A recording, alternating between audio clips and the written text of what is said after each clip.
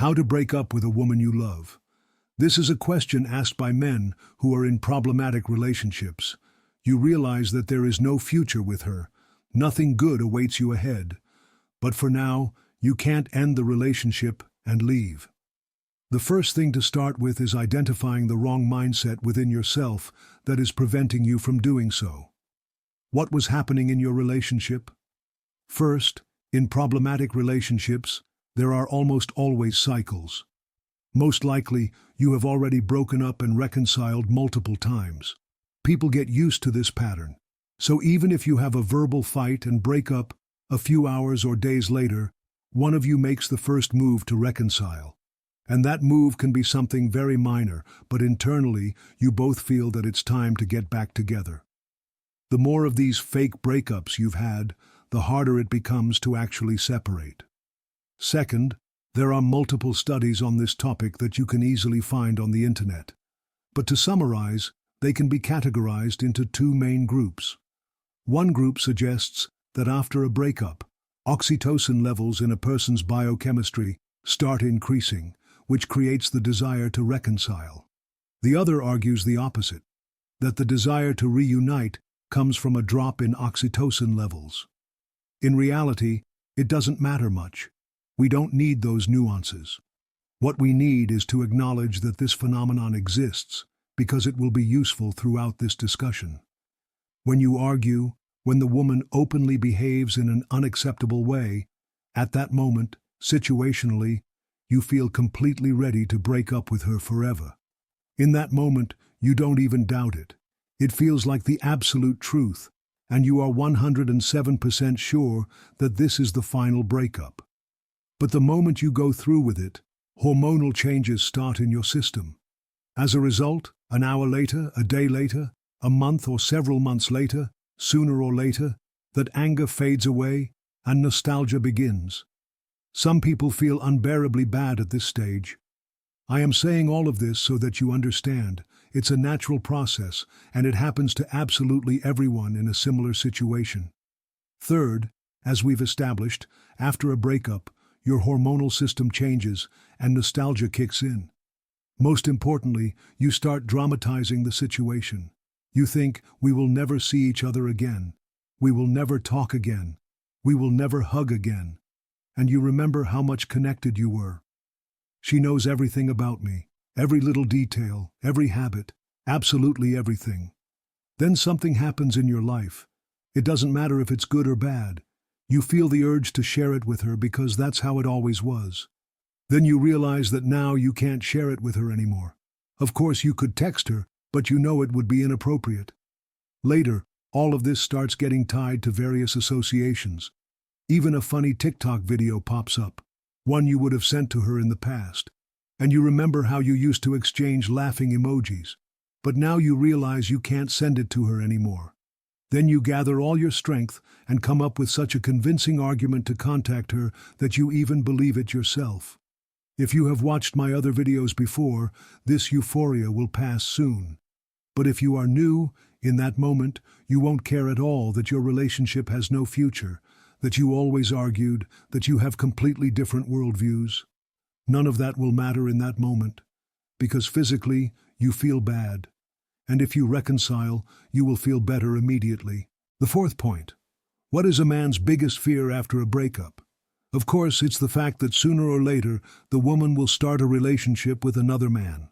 Another man will touch her, and she will have with him everything she once had with you. The question is not if this will happen, but when it will happen.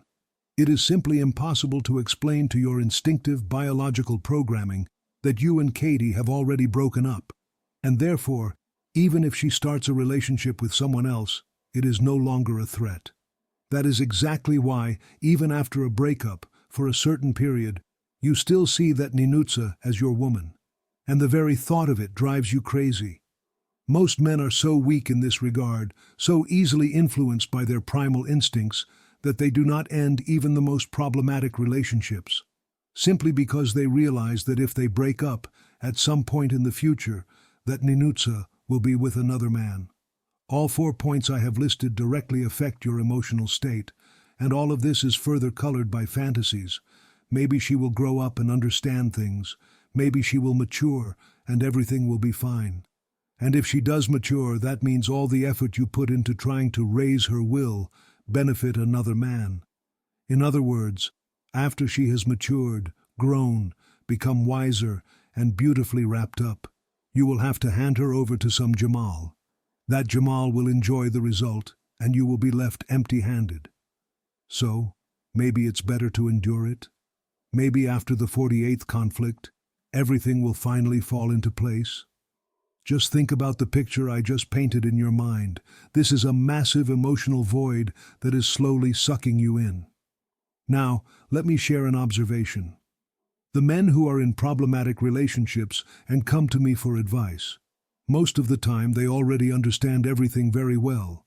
They know that this path leads nowhere. You already know it too. That's not the problem. Because knowledge alone is not enough. Knowledge and prediction are products of your analytical mind. But your emotional state makes you feel bad when you imagine an alternative scenario. The real problem is that you are simply not ready to go through all the emotional stages that follow a breakup. You don't stay in a problematic relationship because you feel good in it. You stay because without it, you would feel even worse. So, in essence, you have two options: bad and very bad. If you continue the relationship, it's uncomfortable. If you end it, it's very painful. The greatest danger of being in a problematic relationship is that, over time, you stop perceiving it as problematic.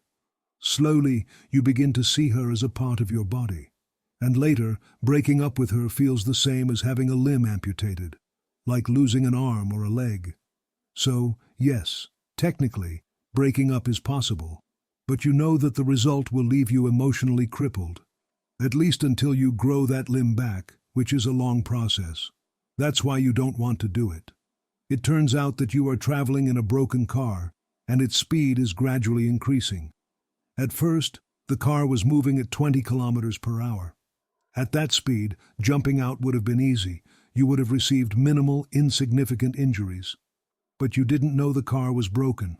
You didn't know what lay ahead. By the time problems started appearing in the relationship, the speed had increased to 50 kilometers per hour. By then, you already sensed that something was wrong, but jumping out was still possible without major damage. Yet, you still didn't jump. Why? Because you convinced yourself that it was just the road that was rough, and that was why the car was shaking. Soon, we'll get onto the highway, and everything will be fine. And when the car speeds past 100 kilometers per hour and starts shaking so badly that you can no longer deceive yourself, it's already too late. If you jump, you get hurt. If you don't, you know that sooner or later you're going to crash hard. At this stage, breaking up without heavy emotional distress is impossible, and you need to accept that. Now let me briefly explain how you can at least slow the car down. First point, stop trying to raise the woman. Stop trying to limit her unreasonable behavior. When you focus on changing or restricting her actions, you subconsciously hold on to the hope that she might change. Instead, do the opposite. Give her complete freedom. Let her do absolutely everything she wants. Just observe and analyze what she truly desires. Only in this scenario will you be able to form a real, objective understanding of her personality in your mind. After 1 or 2 months, you will realize that you never really knew her.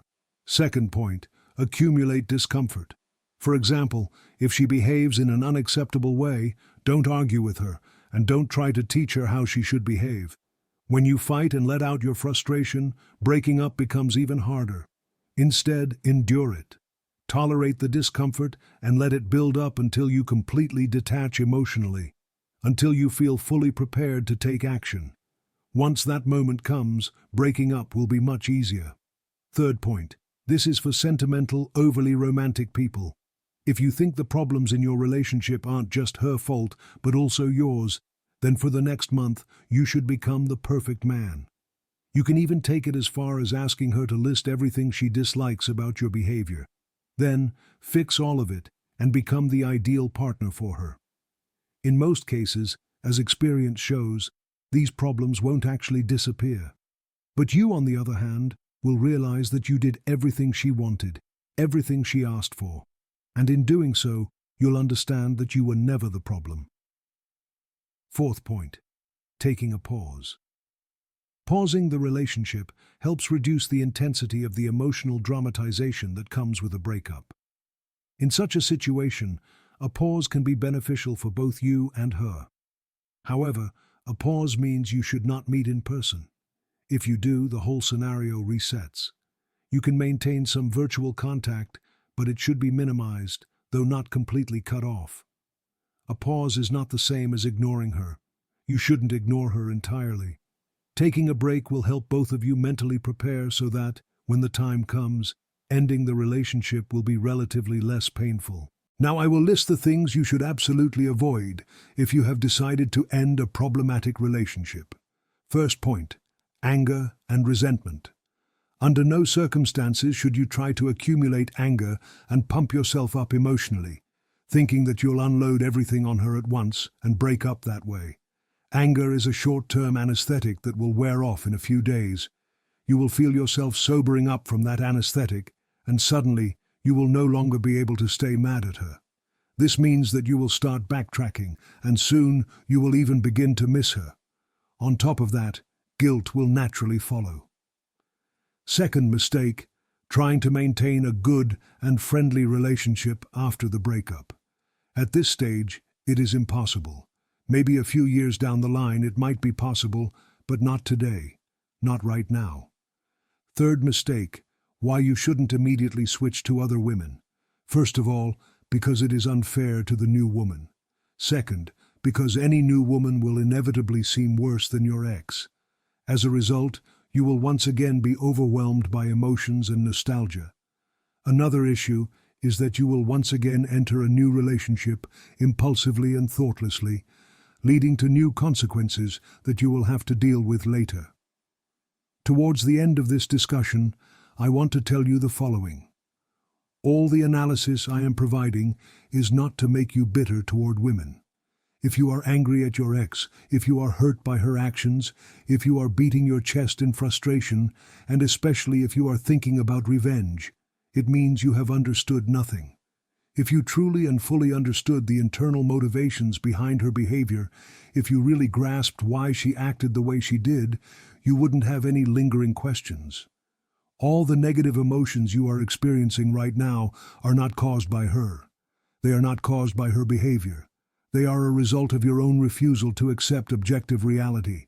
You refuse to see what is right in front of you. You want her to turn into someone she is not. You are lying to yourself. You reject reality and build castles in the sky, pinning your hopes on them. Maybe one day she will change. Maybe she will become a different person. We've all heard the phrase, "I believed in you, and you let me down." But what does that really mean? It means you yourself built an imaginary rose-colored fantasy and then got mad at her when she failed to live up to that illusion. I understand that betrayal is painful. But in my humble opinion, blaming the outside world for it is somewhat of an immature approach. The seller lied to me, the employer deceived me, the advertisement misled me. This kind of mindset is childish. Trust has a coefficient. It is something that people must earn before it is given to them. But instead, you blindly assign it based on the fantasy you created in your mind. Now, listen to me carefully, my friend. Pause your world for a moment. Take a deep breath and think. Who do you want to be? Do you want to spend your whole life as a helpless victim, someone who is always betrayed, abandoned, and left in misery? Or do you want to take control of your own life's narrative? If you truly want to be in charge of your life, then there is only one person to blame for your mistakes: yourself. And I don't mean that you should sit in a corner, pulling your hair out. No, dramatization is never constructive. It is always destructive. Instead, you need to sit down and analyze which of your own wrong decisions led you to this point. Our online lectures will soon be available for purchase on our website. Stay tuned for more details, and don't miss the chance to take your knowledge and skills to the next level. Thank you for watching. If you found this content helpful, don't forget to subscribe to our channel to stay updated with more valuable insights and tips. Also, make sure to follow us on our social media accounts linked in the description for exclusive updates, discussions, and content. See you in the next video.